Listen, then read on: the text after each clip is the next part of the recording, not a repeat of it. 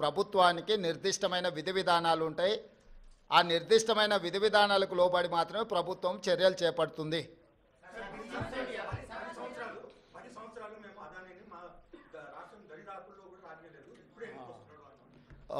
ఆ లిస్టు కాగితం ఇక్కడ తీసుకో, ఎన్ని ఇటు.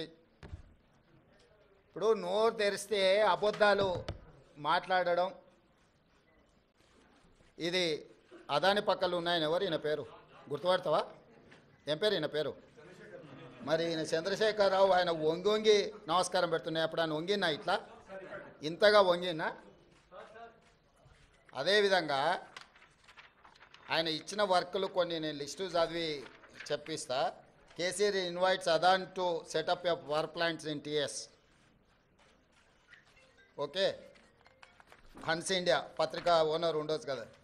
Business baron Adani meets to KCR, Times of India. ఇగో ఈ బుద్ధిమంతుడు ప్రబుద్ధుడు అదాని సంఖలో దూరిండు.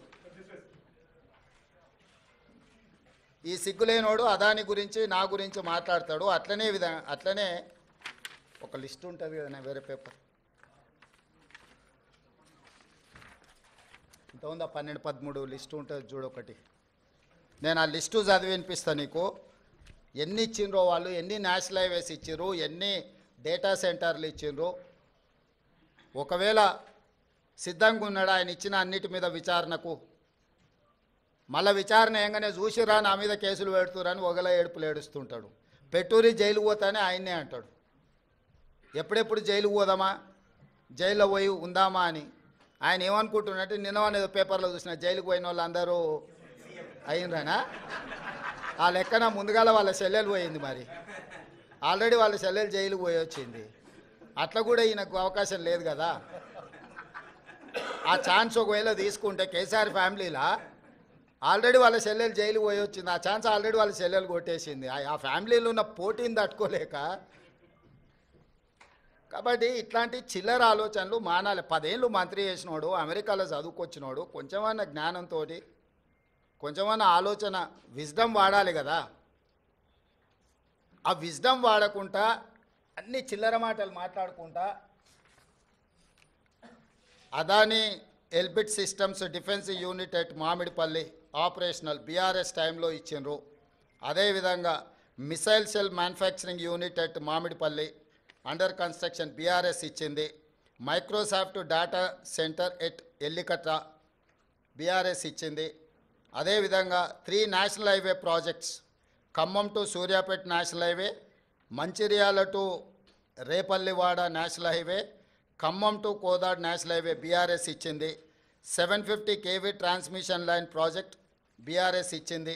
ఇన్ని ప్రాజెక్టులు బీఆర్ఎస్ ఇచ్చి ఈరోజు same counter drone manufacturing unit at Mamidipalli BRS ఇచ్చింది. ఇన్ని ప్రాజెక్టులు బీఆర్ఎస్ అదానికి ఇచ్చి అదానితో అంటగాగి అదాని దగ్గర కమిషన్లు మెక్కి నేను చేసిన ప్రయత్నం అదాని సిఎస్ఆర్ ఫండ్స్ నుంచి తెలంగాణ నిరుద్యోగ యువకుల కోసం, వాళ్ళ భవిష్యత్తును నిర్మించడం కోసం ఆలోచన చేసి యంగ్ ఇండియా స్కిల్స్ యూనివర్సిటీకి లక్షలాది తెలంగాణ నిరుద్యోగ యువకులకు ప్రయోజనం చేకూర్చే విధంగా సిఎస్ఆర్ ఫండ్స్ కింద 100 కోట్లు తీసుకొస్తే అది రాష్ట్రానికి ప్రయోజనం.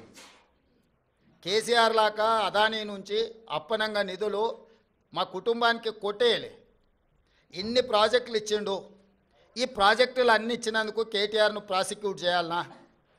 అదానీని కేసీఆరే కలిసిన కేటీఆర్ అనే కాదు. దీనికి ఏం సమాధానం చెప్తాడు? సో ఏది పడితే అది మాట్లాడితే చెల్లుద్ది. ఎన్ని చిల్లర మాటలైనా మాట్లాడతాం. మాకు అధికారం కోల్పోతే మేము సహనం కోల్పోయినామని 2023లో అధికారం కోల్పోయారు. 2024 జూన్లో డిపాజిట్లు కోల్పోయారు. ఇప్పుడు మెదడు కూడా కోల్పోయారు టీఆర్ఎస్ వాళ్ళు. సో మెదడు కోల్పోయిన మాటలు మాట్లాడితే దానికి ఇంకా మనం ఏం సమాధానం చెప్తాం? రాహుల్ నువ్వు నువ్వన్నా చెప్పాలి కదా కొంచెం అప్పుడప్పుడు.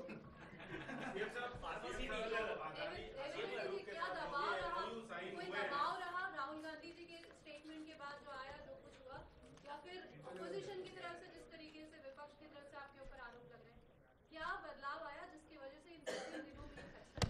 बदलाव नहीं है, ये कंट्रोवर्सीज में मैं जाना नहीं चाहता हूँ, क्योंकि अदानी ग्रुप से मैं किसी पार्टी के लिए, हमारे कांग्रेस पार्टी के लिए नहीं तो हमारे परिवार के लिए एक पैसा नहीं लिए।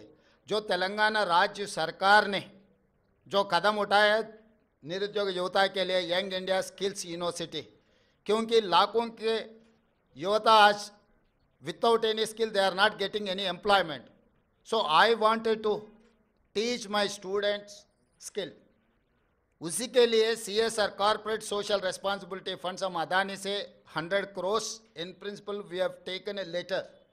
अभी तक एक पैसा भी हमारे तेलंगाना सरकार के खाता में नहीं आया।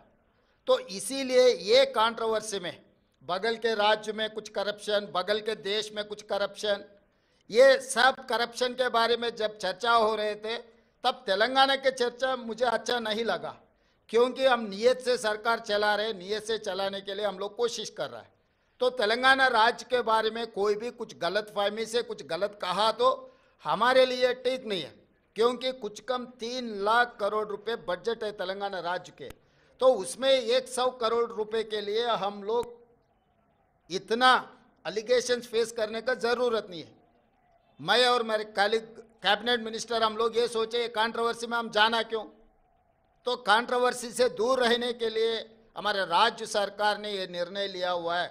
हमारे ऊपर कोई किसी ने दबावट करने वाले नहीं है, किसी ने दबावट किए तो हम लोग सुनने वाले भी नहीं है। मेरे